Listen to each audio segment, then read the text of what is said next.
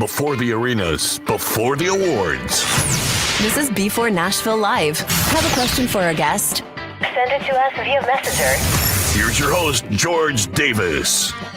And welcome back to Before Nashville, where we introduce the country stars of tomorrow and to the country fans of today. And joining me tonight, originally from California, and now she is in Middle Tennessee, just south of Nashville, about 45 minutes. Her name is Stephanie Nash. Stephanie, how are you? Good. How are you? I'm doing great. So what's been up with you?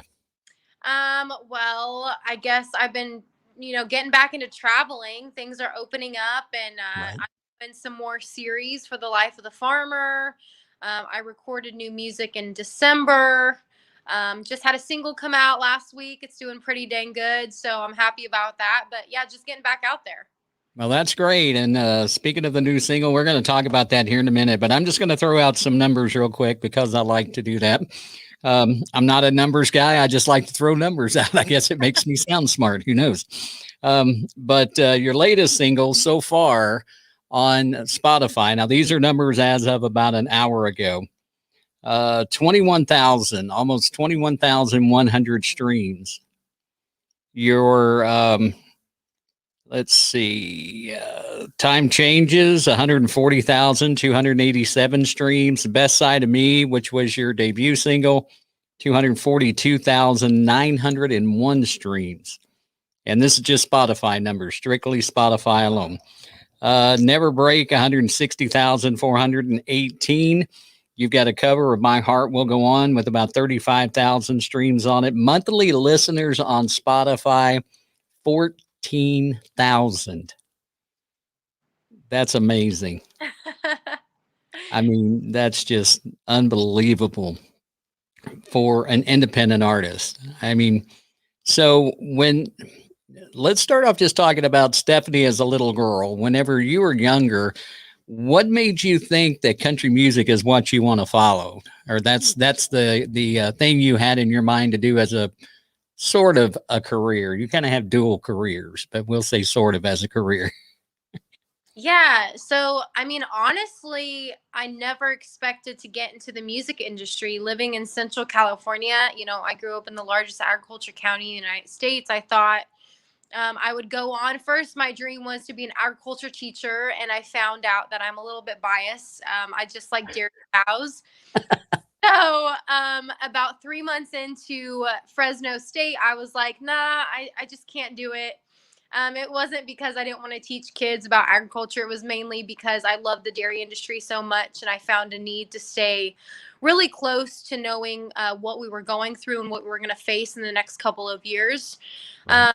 So, growing up, I sang in choir. I was a part of church and leading worship, but I never knew that I would pursue it, like I am right now. Right. So you're raised on a dairy farm, and I find this quite interesting when you say this because was it strictly dairy that you guys did? Did you do any kind of row crop farming or just strictly dairy farming? Yeah, so we had the dairy farm and we did do row crops. So we did corn, wheat, alfalfa. We actually had a little grape vineyard that we would upkeep and, take some of the grapes. We didn't sell it. It was mainly just for us as a family and, the employees on the farm to enjoy. But yeah, we did a lot of that in California, not as much in Tennessee, unfortunately.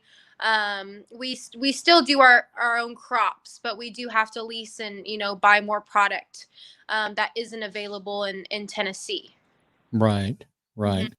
So with that and you saying that you first thought you were going to be teaching agriculture, how did that affect? I mean, because you were involved with agriculture, even though you're involved with dairy, was it just that the dairy side had your heart because that's what you enjoyed doing more than the row crops, or that's just what, that's just kind of where your wheelhouse was the dairy farm? Well, I'm going to be honest, and people know this about me. I don't like pigs. And so we had a lab, and for the first time I experienced, you got to cut their teeth and they need a lot of care when they're born. And Mhm. I just couldn't handle the pig swine side of the industry.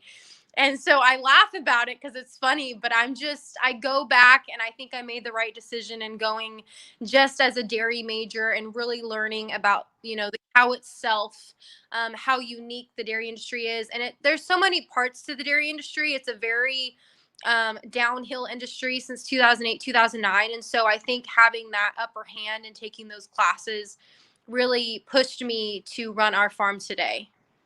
Right. Now, you actually kind of merged the two with the single time changes. And I thought that this is really neat. And I'll ask you another question about that, but kind of tell us how you merged the two of those together.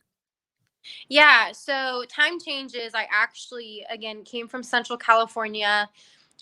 When the train was going in, when they were taking money and taking farmland, there was a lot of people doing articles, not getting paid for their farmland, seeing a lot of agriculture communities being destroyed. And so I read an article about that, and I sat in our driveway in Tennessee, and I was like, man, times are changing and it's not for the better. We're just trying to hang on. And so I wrote that as a tribute to farmers that, are going bankrupt, that are losing their land, that are not getting paid what they should be getting paid to farm and feed the world. And so that's kind of how Time Changes came together.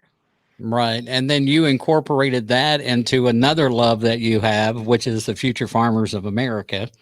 And I was involved with them when I was in high school many, many moons ago. That was back when, we had one mule pulling a single row plow. So it's really not been that long ago. But so what about that? How did you decide to incorporate the two of those together? Because you do a lot of meshing of the things that you do, which is good, but you do that on a lot of stuff. Yeah. So when I told myself I would go back into music, it was a big sacrifice because I'm still full time on the farm. And I knew if I was going to do this, I would want to incorporate agriculture and being a voice for our community. And I have a friend in Bakersfield, California. She's in kind of a rougher area, and her kids, they have a program. To help kids in bad areas kind of understand agriculture, get a foot ahead, just, have outside activities of what's going on at home. And Mhm. unfortunately, they don't donate to that program a lot. I mean, they can barely buy equipment. And talking to her, I was like, man, that there's so many FFA programs dying because schools are taking that out and putting into sports. And I just feel as we get further and further away from the farm, kids are starting to not understand the importance of hard work. And, FFA is not only that, but it's communication, it's talking to people, it's making relationships.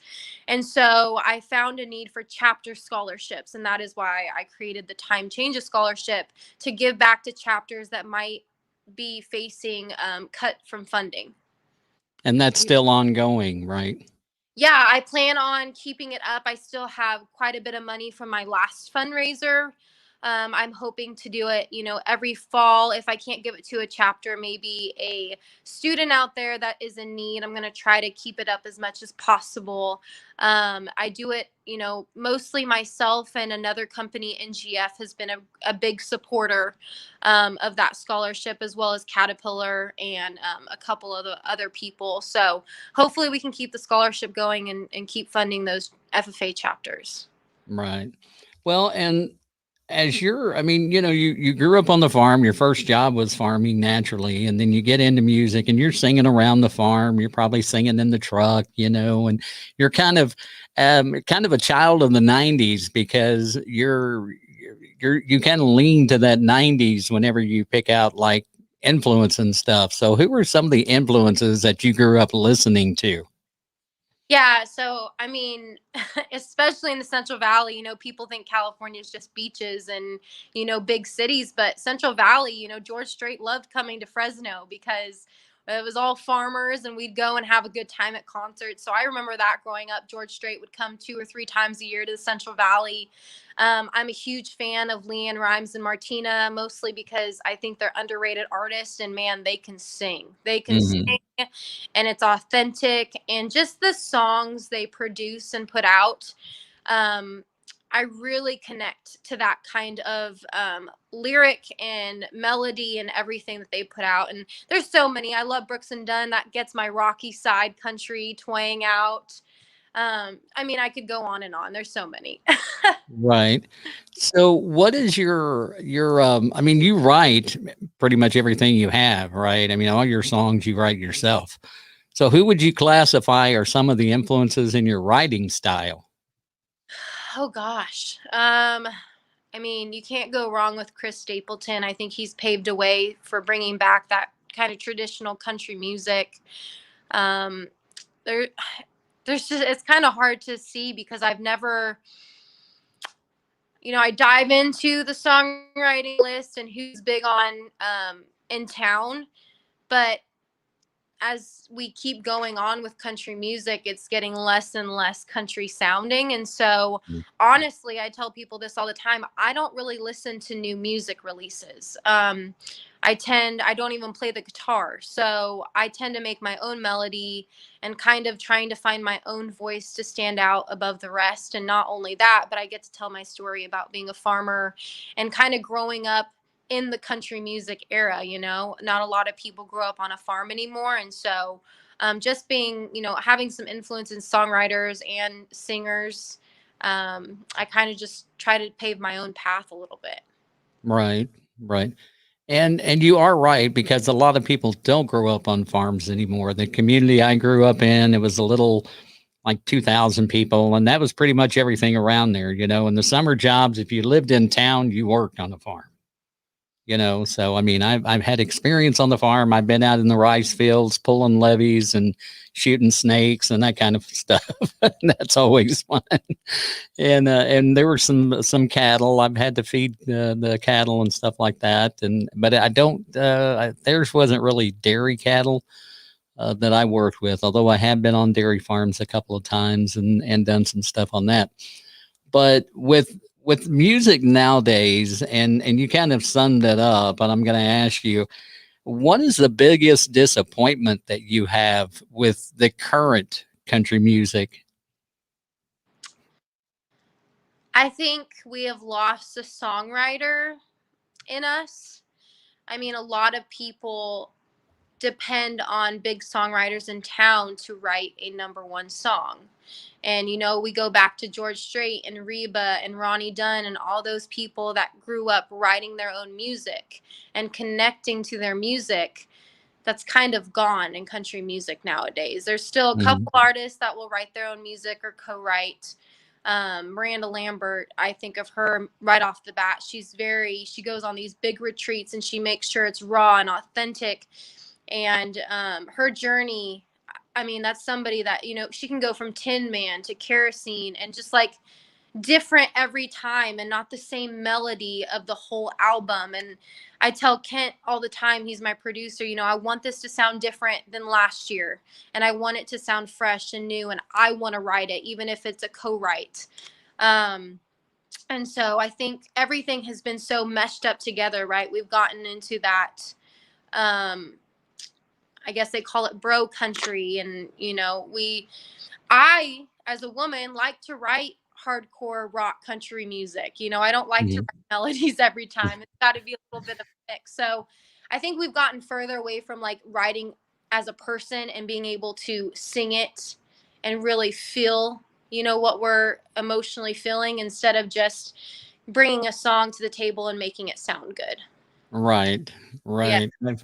I've had people say before that they wrote this song for radio, and then their next song was for them.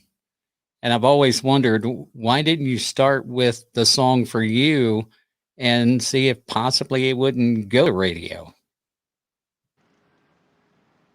So I don't know the answer to that question. I don't know if, that might be something that you have some kind of thought about why people tend to look to the radio and write for the radio as opposed to writing for themselves and seeing if that doesn't, you throw it against the wall and see if it sticks, sort of thing?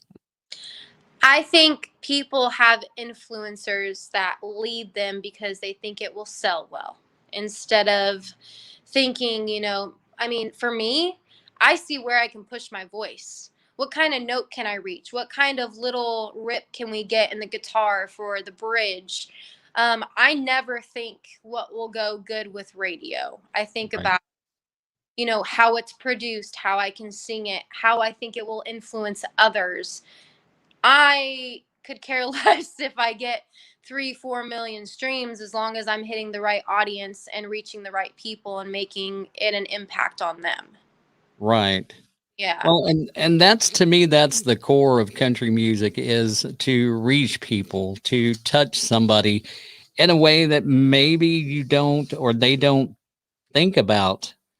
Um, I've always said country music is the last genre that tells a story. And that's one of the things that I feel like that we've kind of lost, is that storytelling.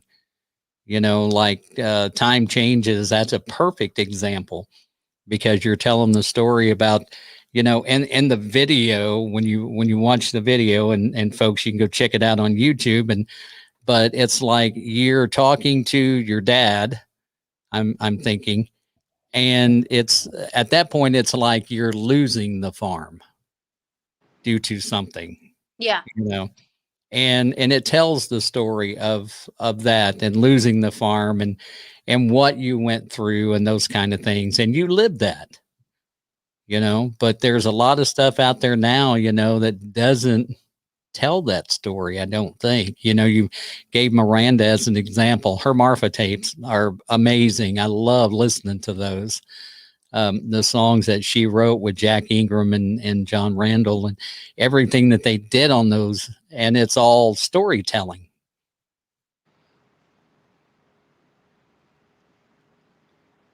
So it's like they just kind of, put their spin on exactly what country music's all about, given the stories and things like that. Yeah, and that's where I think we need to get back to. I had so many people in the beginning before I met Kent, and I had a little bit of a management team saying that, you're old sounding, you're never going to sound modern and what people want to listen to. And so, going from those comments to where I am now, I like to say, you know what, I made it, and people are listening and people are understanding where I'm coming from, because I'm not putting out an album that somebody wrote for me that I'm not going to make an impact with. I'm Right. putting out songs that I'm co-writing or writing by myself, and I'm singing my heart out and telling my story through those songs every time and making it meaningful. So as long as I do that, I'll be happy with my career. And I get it. If an artist wins an award with a song, they're proud of that song, Mm-hmm. because it gave them an award. But if you write a song and it gets, like we're sitting here looking at your numbers and stuff, and say, the best side of me, 242,000 streams, that's just as much of an accolade as going across the stage and getting a trophy. And to me, I mean, I don't know. I know those trophies are made out of metal and they're made out of glass, and those are things, so they don't have an eternal life. But 250,000 streams, 300,000 streams, 300,000 people have listened, and that may not be unique, but that song has been heard, 250,000 times, and so it's resonated with somebody 250,000 times. So that's kind of the way I look at the whole awards thing. The awards don't move you forward like people want to think they do, as much as a lot of folks do. But so kind of tell me, like, with the lockdown you mentioned earlier, you haven't got to travel and you've got the video series. How did other than that, how did the lockdown affect you? So the lockdown really honestly didn't affect me. I released Best Side of Me in March, right before everything closed. It was like the week before. So we had already done all the marketing and, pushing that single. And then by the time we went through summer and released Time Changes, it was already October. So things were already kind of opening up by me in Bedford County, Tennessee. And I think it was just a time where people really needed it. People didn't really think about the farmers and their struggles and Virginia and Wisconsin were dumping gallons and gallons and gallons of milk. And people are still waiting on funding for farmers. And so during that time, I just took the time to make sure our farm was strong, the best we could do. I worked a lot on our farm since nothing was open. And I got to produce music in December when the studio opened back up. But other than that, I really just worked on the farm. I continued to do some series that I'd already, recorded. And, that was pretty much it. So with the series that you do you do your own? I mean, are you hands on as far as the editing and all that stuff, or do you have somebody that you rely on to do that? Because it is a big task. I mean, I'm not gonna, I'm not trying to minimize it because I've tried to do that, and it's a big task. Yeah, no. So I came up with the idea of how to kind of produce it. And Wells started me out. He's a videographer in town. He started me out with the series and kind of, branding it, making the Time Changes logo for YouTube. And he kind of helped me as well make the content. He edits everything. I have now moved on to a different editor just because he's gotten a little bit busier he's getting bigger in town, doing more music videos. So the brand will stay the same, but I cannot edit. I am not good with the computer. I am good at educating myself about rural communities that I'm going to, so I know what they're facing, any struggles. Talking to farmers is one of my favorite things. I get it from my dad. Mhm. He was the representative for the dairy industry in California for years. So I definitely take my advocacy and strength after him for our industry. But no, editing, no. Traveling, talking to farmers, absolutely. I feel your pain, girl. Let me tell you, because I can't edit. When it comes, I can audio edit, but it still takes a long time. So the series is called The Life of a Farmer, and it's on YouTube. And you're starting, of course, with the pandemic. You had to take a break because you're not. What? Just kind of give us a background of what you do in the series itself, like one episode. What are you doing in one episode of The Life of a Farmer? Okay, yeah. So I started this idea to create advocacy for communities. And so when I go to these farms, I stay about an hour and a half, 2 hours, and I just sit with the farmer. We ask questions about, what industry they're in, how many generations have they had the farm, what county we're in. Every farm we go to has different struggles. North Carolina, they had a big struggle with housing developments. Going to Kansas, obviously, they're kind of in the middle of nowhere. So the biggest thing they face is water rights. Once they have to abandon a well, they have to depend on another well, and they can't get the other well back. So that was their biggest struggle. He just came out. Ted Boersma just came out last week, Friday. So you can go watch him. And everything's different. My first one, he was a World War II veteran, 98 years old, Paul Smith Odell. He's the cutest old man you've ever did see, and he loves farming. And so everybody's different ages. Some are my age, some are my dad's, and then some are going to be, fifth, sixth generation farmers, like younger. So it just depends where I go. I'm going back to Montana. I've made so many relationships in Montana, and I love everybody out there. They're just like, come on, we'll go to lunch, we'll do a picnic. The Stovall's, they actually own about 90,000 acres in Montana, and they do horseback, and they go grab the cattle and bring them in. And so every time I'm out there, they're like, come on, get on a horse, let's go. And so we're going to try to do that. I'm only going 3 days, but I know I'll hook up with them. And it's just been a blessing to be able to speak to these farmers. And, I'm only 27 years old, but man, I can see myself at a higher position talking about agriculture and standing up for farmers in my, next 10 years. So I want to learn as much as I can. I want to get the word out to, go around to the United States, get to every state, at least one farmer in each state. Right now I fund it all myself.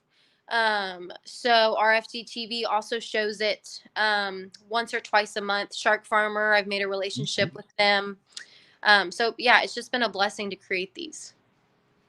So when I mean, first off, I think it's cool that you're actually going to wind up being a wrangler in Montana instead of a dairy person. I told you not to expect much. Okay. I don't ride horses all the time. Just tell them I ain't doing no cutting. No. Not gonna do none of that. I'll lead them, or I'll chase them, but I ain't gonna cut them. That's just crazy. That's too hard to do.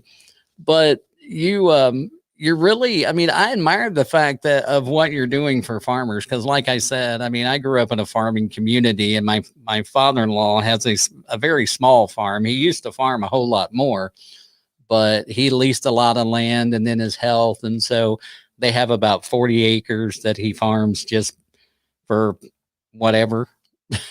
I mean, he does it now as a hobby more than anything. I mean, they bale the hay and they'll sell it, whenever they put, plant weed or whatever and that kind of stuff, but nothing drastic. And, 40 acres, people think farmers are, well to do, but when you look at the cost of equipment and everything else, it costs a lot to farm. Yeah. So no, it's funny that you say that because I have TikTok.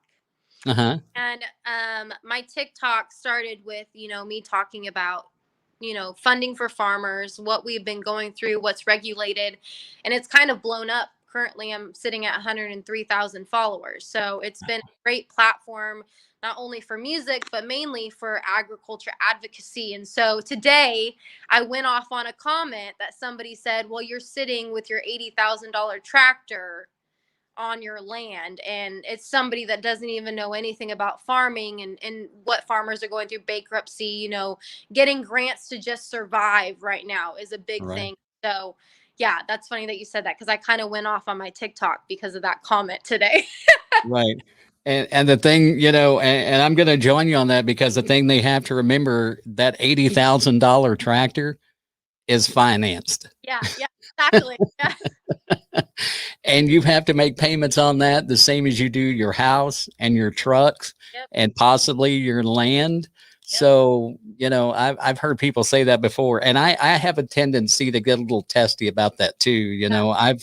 Like I said, I grew up around farming and knew some farmers around here that, people would look at them and say that, but it's like, first off, we all have a different definition of success in what we do. If you're a successful farmer, then, you may have land that's paid off and you may have a nice home, but then at the same time, you may still be paying, $3,500 to $4,000 a month on a tractor. And that's probably a very, very conservative monthly payment on a tractor. Yeah. But you have to have that in order to feed the country. Mm-hmm. Without that $80,000 tractor, the person that made that comment doesn't eat. Yeah. Bottom line. I almost said, like without that $80,000 tractor, you can go plant your own crops and you can pick water them and you can do all that stuff that we're doing right now. You go, girl. I will support you 100% on that one. Yeah, let's see you hitch up a plow and go out and do all that stuff, and a planter and a disc, and go out and put down the herbicides and all that stuff. They have no clue what goes into it. It's apparent. Yeah. So it's uninformed idiocracy as far as I'm concerned. I don't know if that's a word, and if it's not, Scrabble, I made it up, so I'll count it on the next game. So, but I mean, you've got your farming career, and then you come in every once in a while and you take off your hat and you take off your dirty jeans and your dusty boots and you put on your clothes and you go out and you do your music career. So what is if okay, let me say this, and I don't mean to put you on the spot, but if you were given a choice tomorrow of it's either going to be you're going to have to follow agriculture or you're going to have to follow music, which one are you going to walk away from? Oh gosh.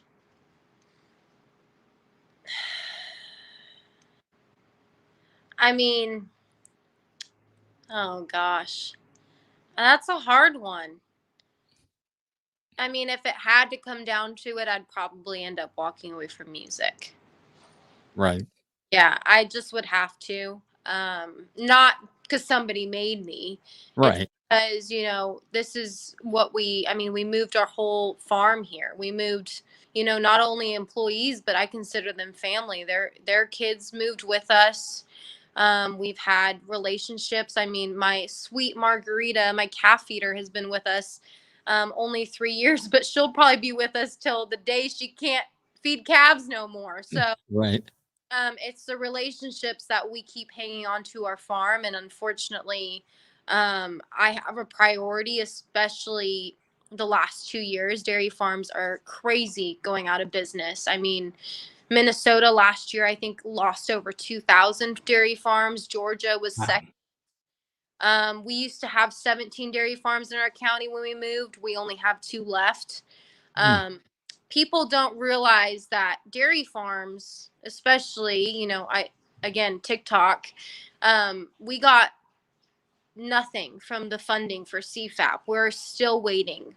And I'm just, in shock of how farms don't get the backing we need, especially when we feed the world. It's just crazy to me how less we get paid, how high regulations are, how high taxes on land, and we still continue to fight and sell everything just to keep our land. So I could never leave the farm. Well, we will hope that never has to happen, but it just made for a good question. It definitely Yeah. put you on the spot. I didn't mean to do that. Oh, you're fine. So let's move ahead. You're in Nashville. You're 45 minutes south of Nashville, actually. And so that has gotten you closer to the music industry, which is another love of yours, the music. And you're writing songs. And you have teamed up with a gentleman that I know pretty well, met him a few times, by the name of Kent Wells. Now, folks that don't know Kent Wells, I have 2 words for you, and those 2 words are Dolly Parton. Because Kent has been Dolly's producer, and he's also her band leader and has been for, I want to say, I might be wrong here, maybe, but I want to say around 15, maybe 20 years. He's been with her a long time. I think it's been over 25 now. Wow. Yeah, I knew it'd been a long time. a long time. And Kent, not only is Kent known, but his son Derek is very well known in Nashville circles. He's won numerous ACM, CMA awards for Guitarist of the Year. Derek is one of the best guitarists that's ever come out of Nashville. I would say the best guitarist to ever come out of Nashville. Derek is amazing. I mean, just phenomenal on a guitar. And so you have some really, I guess, stand-up folks behind you, really recognize people in your corner. Yeah. So going back to, the question of what's wrong with country music, Kent has never questioned my melody, my soulfulness, bluesy, like blues sounding, ballad sounding, old traditional country ever. Mm-hmm. If anything, he'll push my vocals. We'll be in the, getting to the recording, and he'll be like, "That's not good enough. Let's try again." And I'm the kind of person that doesn't take things, personally. I want you to push me. I'm very determined person, competitive. If I'm not doing my best, call me out on it and I'll do better. So Right. Kent has always been, on my team, pushing me, being there when I'm ready to, record new music, and being there when I do release the music, sharing it, and, just having such nice words to say. So yeah, I think I have one of the best producers in town, honestly. Oh yeah, Yeah. yeah. I mean, he's the first time I met Kent, I kind of fangirled. I'm not gonna lie. I knew who he was, and I was just like, wow. And it was actually at a Dolly concert. I mean, that was the odd thing about it. He's the one that came out and talked to. Unfortunately, we were supposed to be Dolly, and something happened we didn't get to. And Kent came out and explained it to us, and was very nice about it. But I was just like looking at my wife, going, "Do you know who that is?" She goes, "No." I says, "Kent Wells." She goes, "And." I'm like, first off, it's Dolly's, band leader. Secondly, he's one of the best producers in Nashville. And Kent has really done a lot of great work with a lot of young, talented, up and coming musicians and artists that I just have gotten to know and adore, and really am grateful for everything that he's done for them too. So just a really cool guy. So speaking of Kent, speaking of music, you just released a new single. When did you say you released that? It's just like not too long ago, wasn't it? Just a little over a week, April 9th. Okay. Yeah. A little over a week ago. Already at 21,000 streams. Wow. That's phenomenal in and of itself. And the song is actually called Fooling Around. I'm going to play that real quick, let folks hear it. And then we'll come back. We'll talk about the backstory of the song and kind of find out where it came from. And then we get into some fun after that. So, I've already blown one of my segments that I like to do whenever we start talking about Kent, but that's where I fall into the fangirl thing because I can't freaking not talk about the guy. I mean, he's just with Dolly. I mean, everybody loves Dolly Parton. I don't care who you are. You love Dolly Parton. And so, it's just awesome. But we'll talk about fooling around, coming back. And before Nashville, again, we're introducing the country stars of tomorrow to the country fans of today. Being brought to you by Go-Go Tuners. Be sure to check them out. They have this technology called Green You're In, Red You're Out. Easy to tune a guitar. You can see it in your peripheral vision. If you have the floor pedal or the floor tuner, however you want, it's all the same. Great pedals. Go check them out. GoGoTuners.com. Now here's Stephanie Nash with Fooling Around on Before Nashville.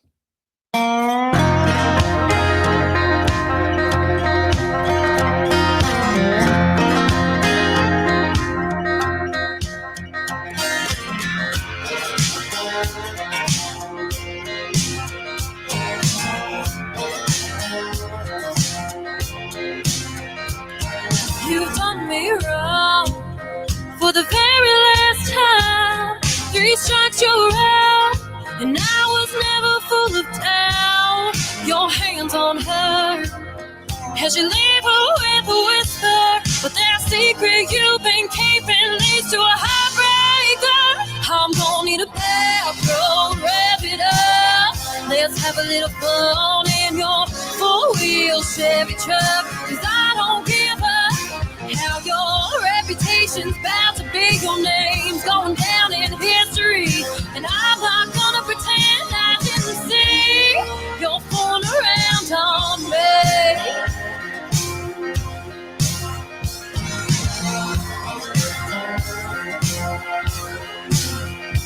I always say we're drinking tonight, make it strong, bartender.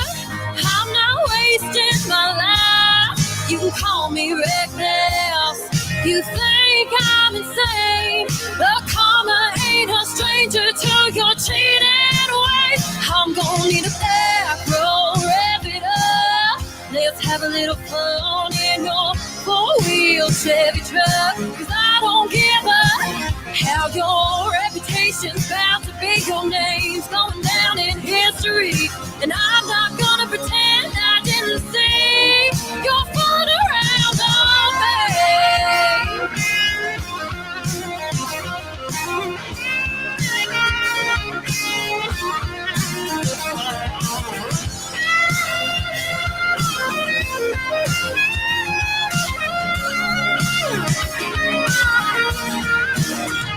I'm gonna need a back road.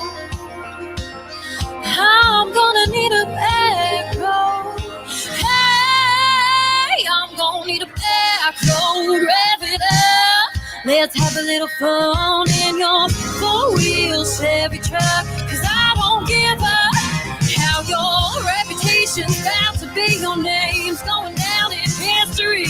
And I'm not gonna pretend I didn't see. I'm gonna need a back road. Rev it up. Let's have a little fun in your four-wheel Chevy truck. Cause I won't give up. How your reputation's bound to be, your name's going down in history. And I'm not gonna pretend I didn't see. You're fooling around on me. I'm gonna need a back road. Cause you're fooling around on me. I'm gonna need a back road. Cause you're fooling around on me. And this is Before Nashville, introducing the country stars of tomorrow. The country fans of today, Stephanie Nash, Fooling Around, and that is the latest single. She had just dropped about a week or so ago. Doing great on Spotify. Numbers are racking up, looking really good. And where did the song come from? Because now, correct me if I'm wrong on this, because I think I read this. You're married, right? No, I'm not married. No. Oh, well. I read that about you somewhere. I don't know where I got it at, but apparently, I guess that should have been the one thing I was going to go to in another segment. Some reason I thought you were. I don't know why. I've had to report a whole bunch of fake accounts, so maybe you saw that somewhere else.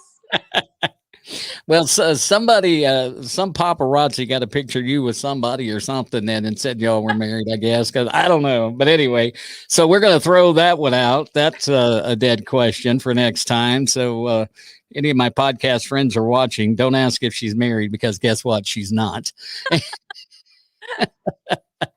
So where did the song come from? So when I got back into songwriting, it was like 3.5 years ago. And I had just gotten out of a, kind of bad relationship, and he just wasn't being, truthful and honest. And so I was like, Fooling Around sounds like a good title. And I've always been kind of sassy with my lyrics, even though I'm not going to say, something out loud, it doesn't mean I can't rhyme it with something. And so the chorus was kind of fun. And I have been saving this song for 2 years. I wanted to, rebrand. I came out with Best Side of Me, Time Changes. And then I was like, man, this would be a great song to release in April going into summertime. And so people had known me, people know what I'm about. And so Fooling Around has been doing amazing. It's gotten over 600,000 views on TikTok. So it's kind of taken off a little bit, and people are like telling me their stories, and I just love it. I love a good, kick butt country song. So right. I could not tell from that song that you had any kind of sass in you whatsoever, by the way. It wasn't in your voice, it wasn't in the lyrics, there was nothing sassy about that whatsoever. It was kind of like it was almost like a Taylor Swift meets Miranda Lambert. Yeah. I mean, it was a bad breakup, and then, of course, kind of like a kerosene, I guess, along those lines. So with how it's doing itself, are you moving toward new music being released anytime soon? Are you looking for, another single that you're releasing, say, in the next 4 to 5 months or so? Or are you going to just let that one kind of simmer for a while and wait? Or so we're looking 3 months, July. Okay. I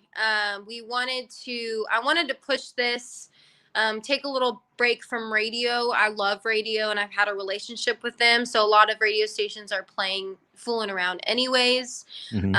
But, when COVID hit, it was kind of, I was working a lot, but I was also, things can get a little bit tricky. Music's expensive. And when you don't have anybody to back you, you pay for it all yourself. And again, it's expensive. Right. So taking a little bit of a break, putting out an amazing song and just not going to radio, but promoting it with, the music video and little videos here and there and funny things on social media. That's what I wanted to do with this and kind of get more personable instead of pushing radio. But I do have a song coming out, and it's another inspiration of farming community. Probably one of my strongest vocally songs yet is Beautiful. Kent did an amazing job. That will come out probably July 31st. I don't know what that Friday is, but that's what we're shooting for. That one will go to radio. It's called Raised On. So, Okay. yeah.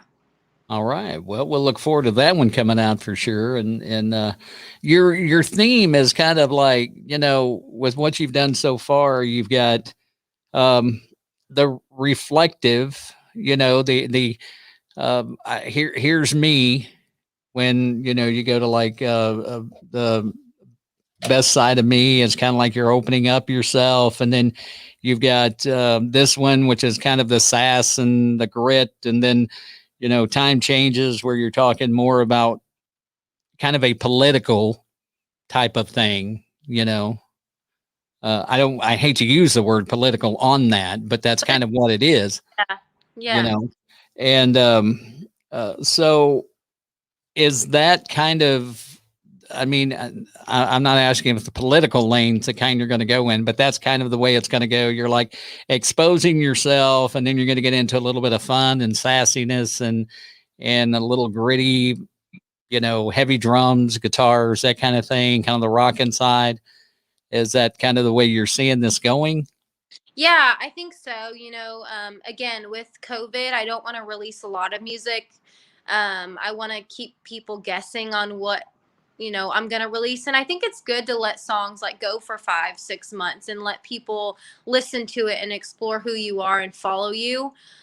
So Raised On is actually less political, more heartfelt of what we do as farmers every day. It's kind of my growing up as a little girl, my memory of my grandpa, me coming in from the farm, having dirty boots, saying, Mom, my mom needs to, take those off outside kind of thing. So it's more closer to my I Am song than anything I've ever written. So to be a little bit more emotional, even more than Time Changes. Okay. Mm-hmm. All right. Well, that sounds exciting. So speaking of exciting, we're going to go into a new segment that I've just started. And this is one I just like to throw out goofy questions to you, but we do. I'll just let the intro speak for itself. So this is one I call What the Hell. And it's a little bit of fun. And I just kind of ask you off the wall goofy questions. And you mentioned earlier that on your farm in California, you grew grapes. Now, you didn't use them for, anything other than personal use. But if you took those grapes and you turned them into a wine, okay, now this is like a 3-part question. What would it be called? How would it be differentiated from what others are?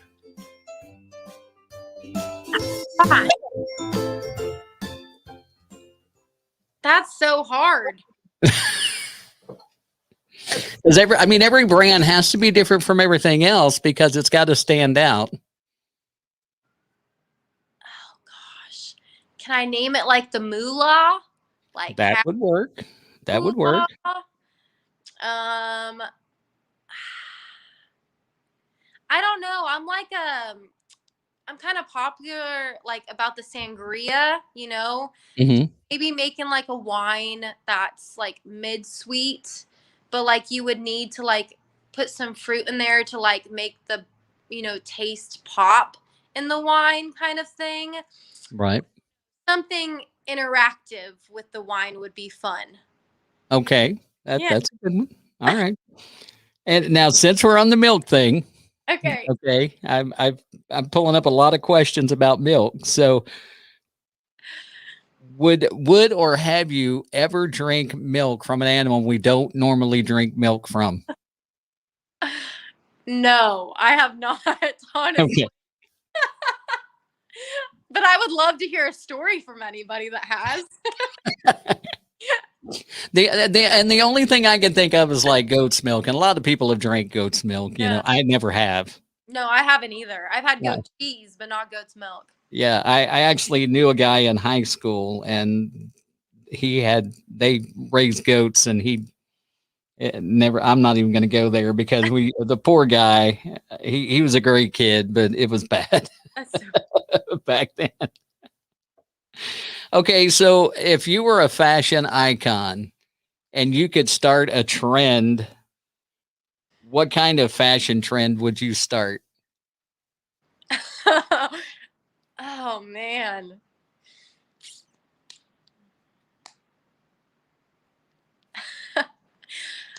Oh man, the Western's already going on, so it's kind of hard. I mean,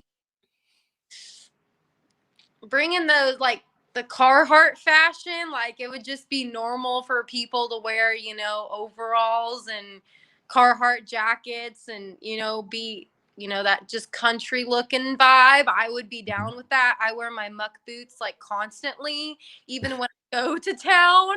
So I'm the girl with the dirty boots that everybody hates when they walks into the store because I got things to do and I got, I am on a rush some of the time.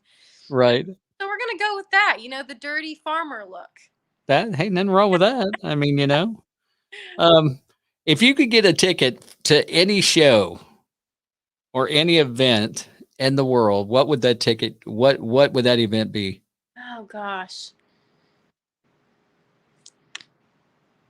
Oh man. Honestly, I always look at the country music shows they have in London every year. I think that would be cool to go to that event and see, Mhm. different different countries of country music coming together and just playing that whole week. I think that would be an awesome week just to, just listen to pure authentic country music. Right, like the C2C festival and some of Yeah. those. Yeah. That's always a fun one. And here's one. This we'll make this the final one of what the hell, but this one is really good. If you were a transformer, what vehicle would you turn into? Oh, that's no doubt, and everybody knows me. Big, like a big truck, a big diesel truck for sure. Okay. Yeah. See, that was easy. All the others were kind of, thought provoking, but that was easy. But you've been a good sport on that, and I appreciate that. I just love asking those kinds of questions. So, what's in store for you now? I mean, like you said, COVID's starting to lighten up. Are you starting to see some shows getting scheduled and things like that? Yeah, so I'm actually playing a lot around the Gallatin, Nashville area, some pizza pubs. Um, Uh-oh. Think we lost her. See if she comes back. yeah, sorry. There you are. We're starting to book a lot more. I'm doing some concerts, throughout my area. I have a big concert on the lake June 19th, so I'm really excited for that. That'll be full band with my buddy Ethan Willis, who was actually a co-writer on Best Side of Me. And so we're starting to open up. I went to Indiana last week to do 2 farmer videos. Again, I'm going to Montana again in July. So I'm starting to travel a lot. Just working a lot as well. I'm trying to save up for radio and to produce more music. So that's what it looks like for the rest of the year for me. Well, that's pretty awesome. And like social media, people want to follow you. How do they find you on social media? Oh, sorry. That's I don't know okay. why I did that. Are you there?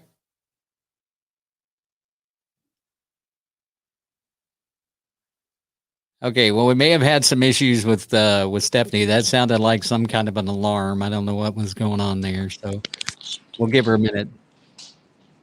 There you are. Sorry. That's going to be an interview to remember when the alarm goes off. I know. Can you hear me? Yeah, I've got you. I can't hear you, but I remember my question, so I'm going to say it if you can hear me. Okay, I got you. Okay, social media, TikTok, Steph Nash Music, Instagram, Stephanie Nash Music, and then Facebook, Stephanie Nash Music. It's all the same. Instagram, I'm super active. So if you want to message me with any questions, you want links to songs or the life of the farmer, I'm always on there. And yeah. Okay. So I don't know if you can hear me yet or not. Can you hear me now? Still can't hear me? Sorry, the alarm I think messed up the whole, the whole. I don't know where the. Here, let me see. I don't think that made a difference. What about, can you But hear it me now? messed up the whole thing, so I don't want to get off because we've been 54, 56 already. It yes. about messed up her heart. So, I mean, you can hear us both, and I hate it. But Stephanie, we'll go ahead and we'll say bye, and I will talk to you later. But again, I want to thank Stephanie for coming on, and I hope everything's well. I'll shoot her a message on Instagram just to make sure. So again, it's been Stephanie Nash on Before Nashville, where we introduce the country stars of tomorrow to the country fans of today. And Stephanie, we'll see you later.